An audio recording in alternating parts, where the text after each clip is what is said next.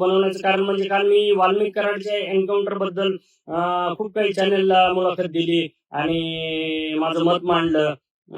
त्यानंतर काल 14 एप्रिलच्या दिवशी माझ्यावरती गुन्हा दाखल झाला मित्रांनो, अॅट्रॉसिटी ऍक्ट.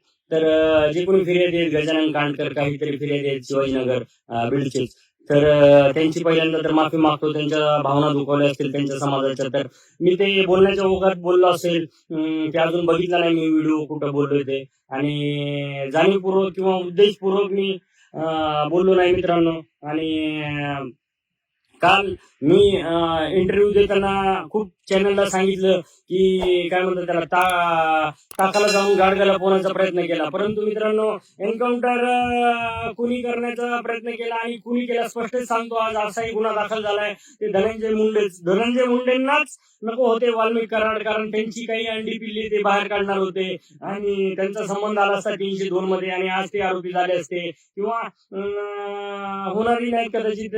त्यांना खूप सपोर्ट आहे आपले महाराष्ट्राचे गृहमंत्री आणि सीएम फडणवीस साहेबांचा सपोर्ट आहे. ते होणारी नाही, त्यांना आरोपी केलेही नाही जाणार, तेवढे ते पुरावे दाबले गेलेले आहेत.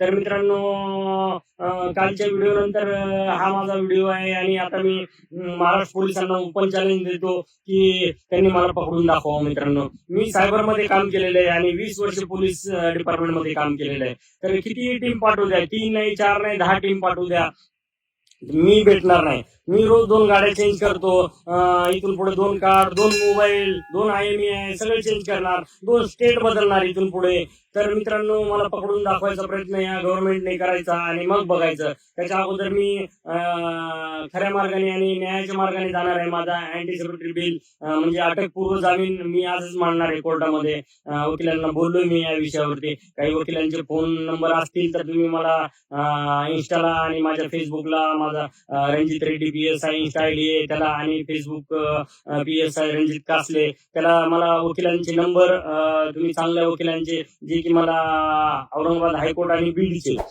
त्यांचे नंबर पाठवू शकता मित्रांनो. एवढी मदत झाली तर खूप खूप धन्यवाद आणि चला बाय, टेक केअर.